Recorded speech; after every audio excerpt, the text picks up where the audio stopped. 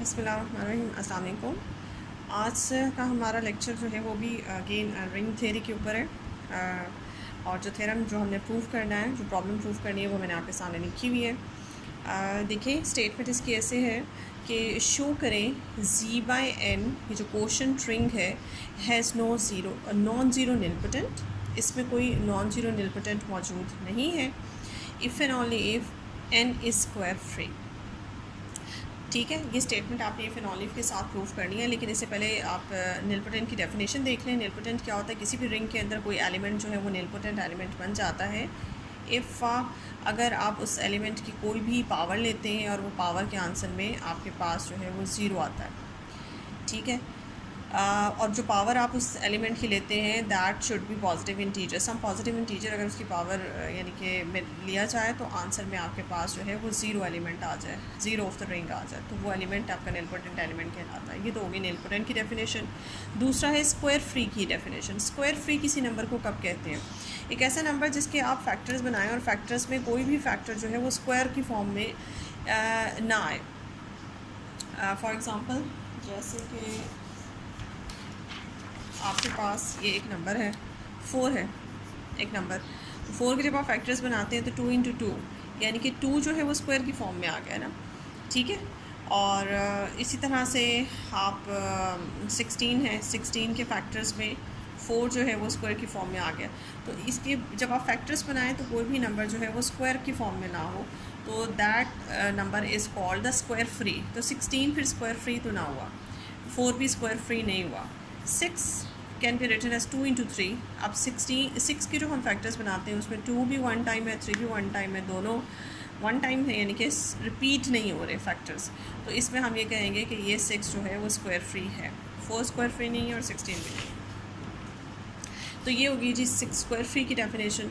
और इससे पहले निलपोटेंट की डेफिनेशन भी हमने कर ली। अब ये जो सेट है, इस सेट को भी ज़रा गौर से देख लें। इस सेट के अंदर जितने भी, यानी कि इसके अंदर कोई नॉन ज़ीरो निलपोटेंट मौजूद नहीं है, यानी कि इसके अंदर जो निलपोटेंट एलिमेंट होंगे वो एलिमेंट जिनकी पावर में ज़ीरो लिया जाए और पावर में कोई भी नंबर लिया जाए और आंसर में ज़ीरो आए, तो एक तो एलिमेंट हमेशा निलपोटेंट होता है। किसी भी रिंग के अंदर या किसी भी ग्रुप के अंदर निलपोटेंट एलिमेंट ज़ीरो जो होता है वो हमेशा निलपोटेंट होता है। अगर आप ग्रुप अंडर एडिशन की बात करें, जैसे हमारे पास रिंग भी ग्रुप अंडर एडिशन ही होता है, तो जो अंडर एडिशन ग्रुप होते हैं उसमें ज़ीरो मौजूद होता है, तो ज़ीरो वहाँ पे निलपोटेंट एलिमेंट बनता है। ज़ीरो ऑलवेज़ निलपोटेंट होता है क्योंकि ज़ीरो की कोई भी पावर ली जाए तो आंसर में आपके पास ज़ीरो ही आता है।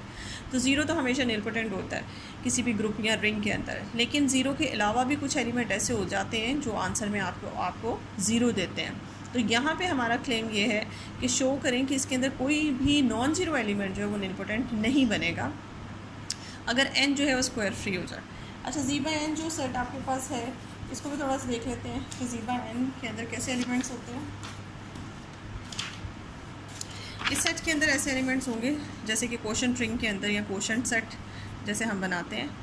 n का जनरेटिंग सेट है नीचे डिनोमिनेटर में, और जैसे पिछली वीडियोस में मैं इस पर काफ़ी बात कर चुकी हूँ कि ये जो n के जनरेटिंग सेट्स होते हैं ये आपके सब ग्रुप होते हैं, रिंग ऑफ इंटीजर्स के ना सब ग्रुप्स होते हैं।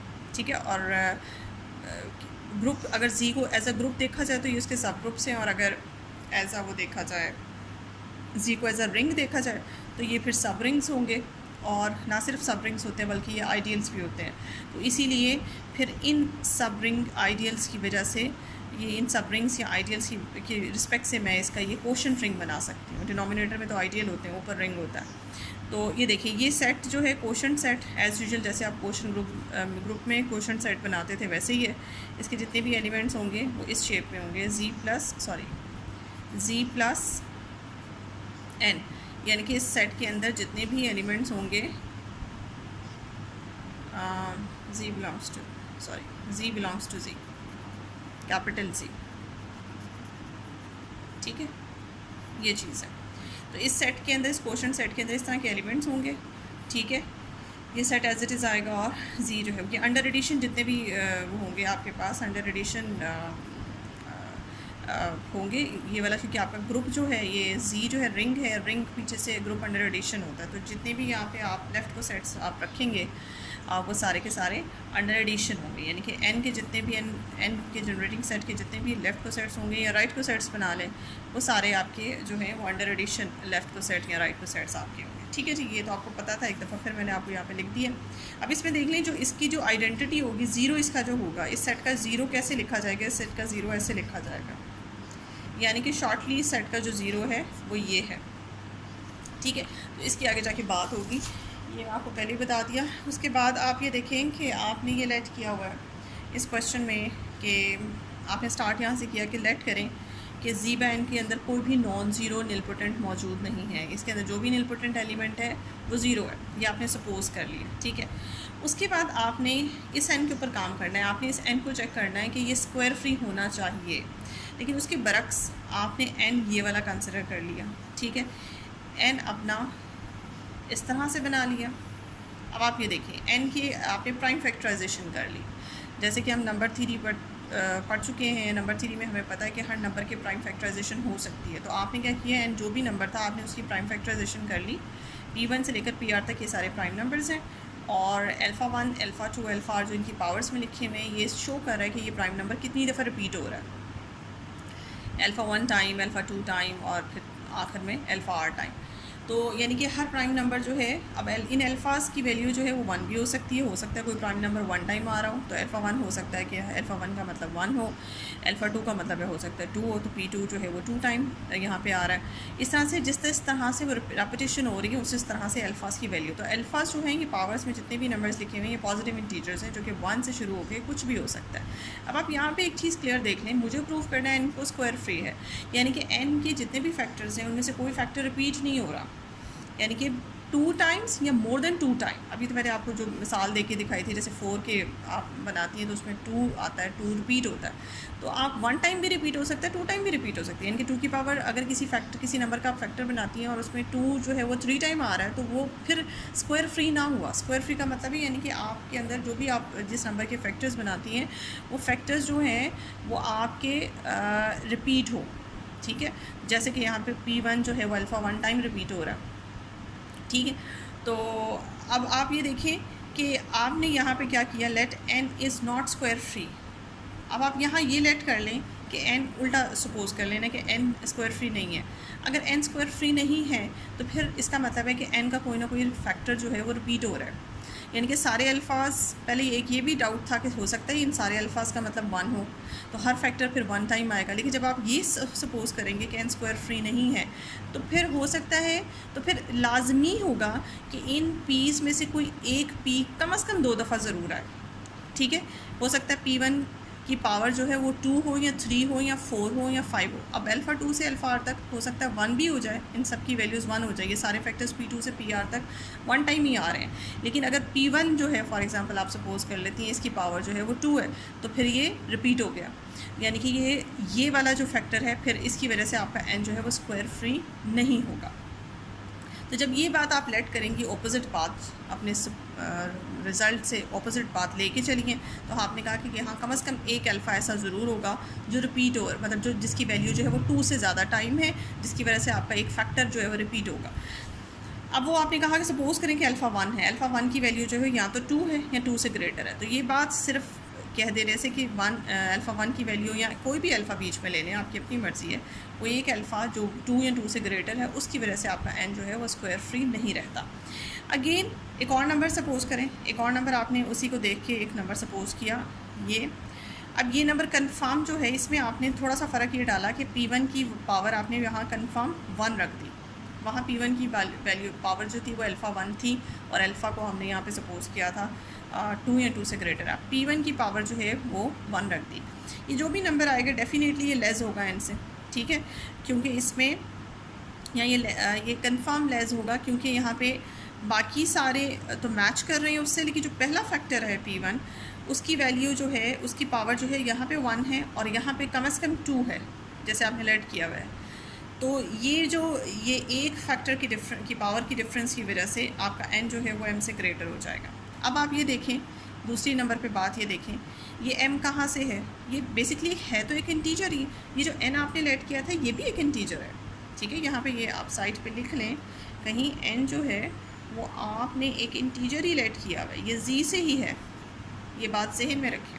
और यहाँ पे जो m आपने बनाया है, ये m भी आपका इंटीजर्स में से ही आपने एक इंटीजर सेलेक्ट किया और उस इंटीजर की प्राइम फैक्टराइजेशन आपने की हुई है, ठीक है जी।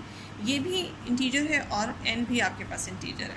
अब आप ये देखें n का जनरेटिंग सेट, इसके बारे में भी आपको कॉन्सेप्ट होगा। n का जनरेटिंग सेट अगर आपको याद नहीं है तो मैं इसको रख के दिख के दिखा दूँ कि ये मैंने आपको बताए हुए हैं।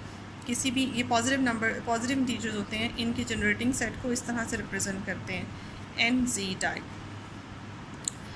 जी टाइम्स एन, जी का मतलब है, ठीक है। तो इसमें जो एलिमेंट्स आएंगे वो 0 plus minus N plus minus 2n type, इस तरह के एलिमेंट्स इसके अंदर होते हैं, ठीक है, एन के जनरेटिंग सेट के अंदर।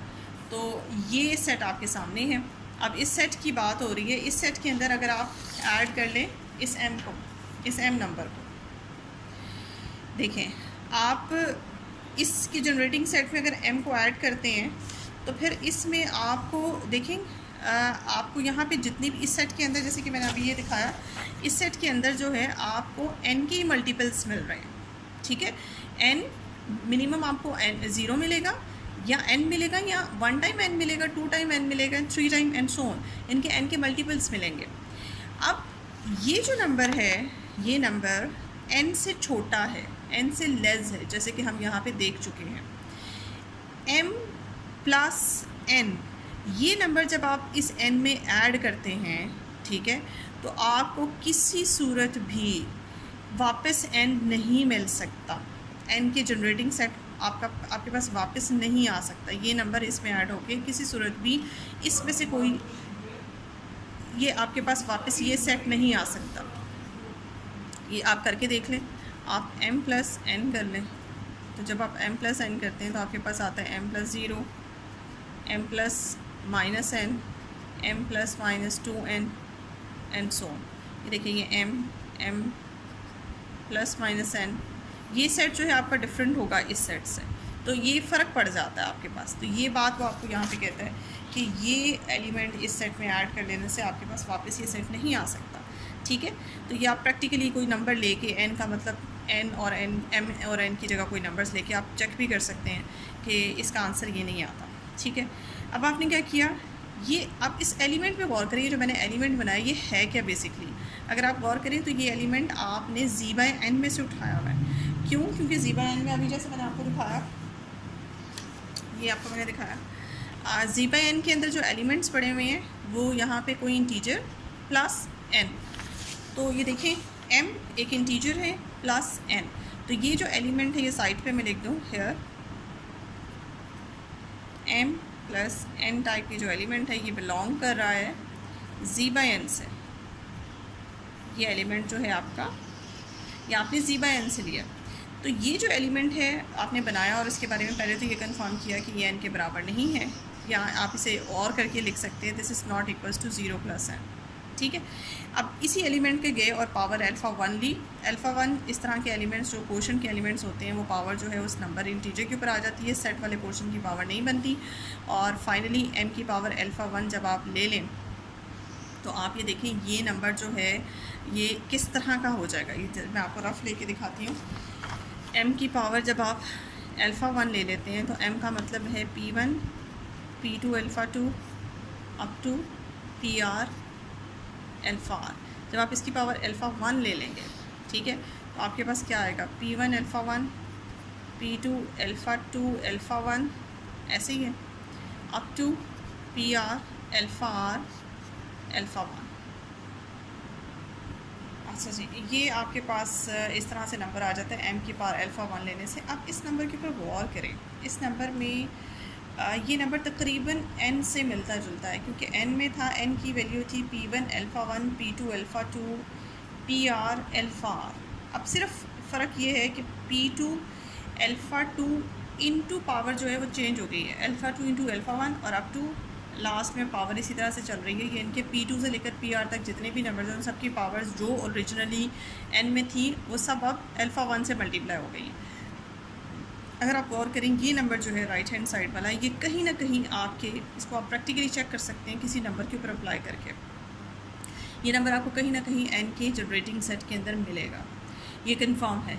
तो ये जो नंबर बना है आपके पास m की पावर अल्फ़ा 1, ये n के जनरेटिंग सेट के अंदर ही मौजूद है। इसको किसी एग्जांपल से लेकर आप चेक कर सकते हैं, क्योंकि देखिए इसके अंदर n के मल्टीपल्स पड़े हुए हैं, ठीक है। तो n का कोई मल्टीपल इस शक्ल का भी होगा, ठीक है, बिकॉज बेसिक इसके अंदर सेम है, सिर्फ P2 से लेकर PR तक की पावर्स का फ़र्क है।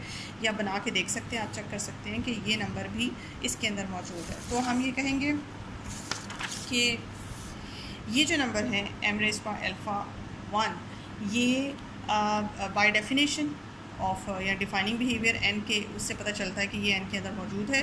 तो जब ये इसका ही ये एलिमेंट जो है इसी सेट का बनता है, इसमें ऐड करने के बाद आपके पास आंसर यही सेट आ जाता है, या इस सेट को हम ऐसे भी लिख सकते हैं, ठीक है।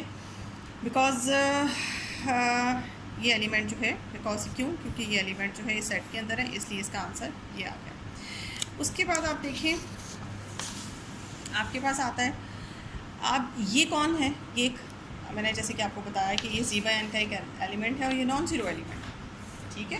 ये नॉन ज़ीरो एलिमेंट है क्योंकि हम ऊपर ये प्रूफ कर चुके हैं। ये देखें, हम यहाँ पे ये कह चुके हैं कि ये एलिमेंट नॉन ज़ीरो है, ये ज़ीरो ऑफ z के बराबर नहीं है।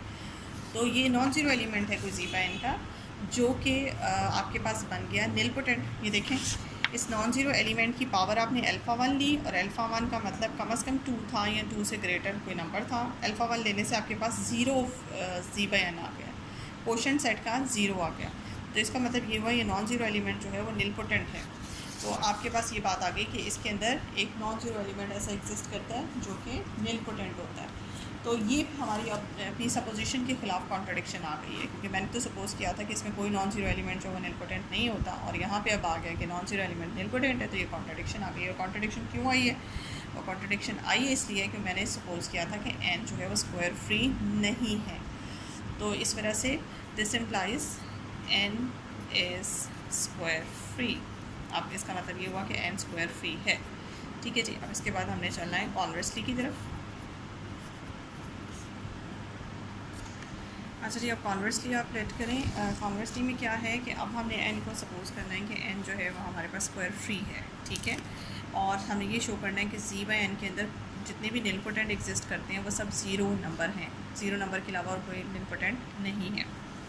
उसके लिए हम क्या करेंगे, हम सपोज़ करेंगे कि z/n के अंदर इस कोशेंट सेट के अंदर, ये रिंग के अंदर ये एलिमेंट ऐसा है जो कि आपके पास निलपोटेंट है, और आगे जाके मैं प्रूफ करूँगी ये एलिमेंट ज़ीरो एलिमेंट है, ठीक है। अब आपने क्या किया कि हमने लेट कर लिया कि ये निलपोटेंट एलिमेंट है, और निलपोटेंट अगर है तो इसका मतलब है बाय डेफिनेशन इसकी कोई पावर लेने से, पॉजिटिव इंटीजर पावर लेने से आंसर में ज़ीरो आ जाता है इसका। फर्दर इसको खोला लेफ्ट हैंड साइड को, तो m की पावर अल्फ़ा प्लस ये निकला, और फाइनली m की power alpha plus this is equals to this. n का जनरेटिंग सेट आ गया। उसके बाद इस एलिमेंट को, ये एक एलिमेंट है, ये एक सेट है, इस एलिमेंट को सेट में ऐड किया, वापस सेट आ जाए तो इसका मतलब ये एलिमेंट उस सेट से बिलोंग करता है। अब ये जो सेट है इसके बारे में मैं आपको बता चुकी हूँ कि इसके अंदर n के मल्टीपल्स पड़े हुए हैं। तो इसका मतलब है m अल्फ़ा अगर इस सेट से बिलोंग करता है तो m अल्फ़ा भी n का कोई मल्टीपल है, ठीक है जी। ये n का कोई मल्टीपल है। सपोज़ करें कि n का को k से किसी इंटीजर से मल्टीप्लाई किया जाता है तो आंसर में आपके पास m अल्फ़ा आता है। अच्छा जी, उसके बाद आप ये देखिए, चूँकि आपने ये कहा हुआ है कि n आपने एक स्क्वायर फ्री नंबर लिया हुआ है, तो n कोई भी एक इंटीजर है, तो आप इसकी प्राइम फैक्टराइजेशन चूँकि हर नंबर की कर सकते हैं, तो आप इसकी प्राइम फैक्टराइजेशन कर ले। तो आपने ऐसे प्राइम फैक्टराइजेशन की, इसमें कोई भी, ये सारे प्राइम फैक्टर्स एक तो डिस्टिंक्ट है और दूसरा इनमें से कोई भी रिपीट नहीं हो रहा, ठीक है। सबकी पावर हमने 1 ली है। अब चूँकि ये सारे फैक्टर्स हैं इनके, ये सारे फैक्टर्स जो हैं वो इनको डिवाइड कर रहे हैं, और ये सारे फैक्टर्स इनको डिवाइड कर रहे हैं, और ये देखें पी आईज जो हैं वो सारे के सारे n को डिवाइड कर रहे हैं। n को डिवाइड कर रहे हैं तो n के मल्टीपल को भी डिवाइड कर सकती हैं, n k को। n k का मतलब है m, इसका मतलब है ये सारे पी आईज जितने भी फैक्टर्स हैं पीज़, ये सारे के सारे m अल्फ़ा को डिवाइड कर रहे हैं, ठीक है। इसका मतलब p1 p p2 pm to pr, ये सब m अल्फ़ा को डिवाइड कर रहे हैं, तो इनका प्रोडक्ट भी m अल्फ़ा को डिवाइड करेगा। ये सारे रिजल्ट जो है ना, ये नंबर 3 से आपने जो कि नंबर 3 पढ़ी हुई, ये नंबर 3 के रिजल्ट्स हैं कि अगर मुख्तलिफ प्राइम्स एक ही नंबर को डिवाइड कर रहे हैं तो उन सब प्राइम्स का प्रोडक्ट भी उस नंबर को डिवाइड करेगा। बट ये लेफ्ट हैंड साइड जो है, ये ऊपर वाली साइड है न्यूमरेटर में, ये नंबर जो है ये तो n बनता है, इसका मतलब है n जो है आपका m की पावर अल्फ़ा को डिवाइड कर रहा है। देखें एम जो एन जो है एम की पावर अल्फ़ा को डिवाइड कर रहा है, इसका मतलब है एन जो है इसको अल्फ़ा टाइम्स लिख लिया इस तरह से। तो ये भी नंबर 3 का एक रिज़ल्ट है कि अगर एक नंबर जो है वो बाकी नंबर्स के प्रोडक्ट को डिवाइड कर रहा है तो फिर डेफिनेटली उनमें से किसी एक नंबर को ज़रूर डिवाइड कर रहा होगा। तो इसका मतलब है एन जो है वो एम को डिवाइड कर रहा है। एन अगर एम को डिवाइड कर रहा है तो इसका मतलब है ये एलिमेंट एन के जनरेटिंग सेट में अगर आप, इसका मतलब है एन अगर एम को डिवाइड कर रहा है तो एम का मतलब एम एन का मल्टीपल है। एम जो है वो एन का मल्टीपल है, जैसे कि हमने एम को एन के लेट किया था। तो एम चूँकि एन का मल्टीपल है तो फिर इसका मतलब है ये इस सेट के अंदर मौजूद है। तो इसको इस सेट में ऐड करेंगे तो वापस वही सेट हमारे पास आ जाएगा, क्योंकि ये इसी सेट का एलिमेंट है, because M is a multiple of N. अब इसका मतलब है एम प्लस एन करने से आपके पास वापस ज़ीरो ये चीज़ आ जाती है ना। इसको दोबारा लिख लिए, ये ज़ीरो है। What is this is a zero of C by N. इसका मतलब क्या हुआ कि ये जो एलिमेंट है ये आपका zero of this quotient ring है। तो अब आपने ये देखा, ये स्टार्ट में ये एलिमेंट जो हमने लेट किया था और हमने कहा था कि ये निलपोटेंट ऑफ क्वोशंट रिंग है। तो ये जो निलपोटेंट एलिमेंट है, रिजल्ट के तौर पे आपको ये पता चला कि ये निलपोटेंट एलिमेंट बेसिकली इस क्वोशंट रिंग का ज़ीरो ही है। यानी कि जिस एलिमेंट को भी आप क्वोशंट रिंग में से उठाएंगे और उसको लेट करेंगे कि वो निलपोटेंट है, उसके ऊपर वर्किंग करने से रिज़ल्ट आपका ये निकलेगा कि वो एलिमेंट दरअसल zero of this quotient ring है। ठीक है जी, अब आपका कॉन्वर्स पार्ट भी प्रूव हो गया। होप सो कि आपको समझ आ गई होगी। आपके लिए सिर्फ इतना ही, और मेरी इस वीडियो को देखें, लाइक करें और इसको शेयर करें। Thank you so much.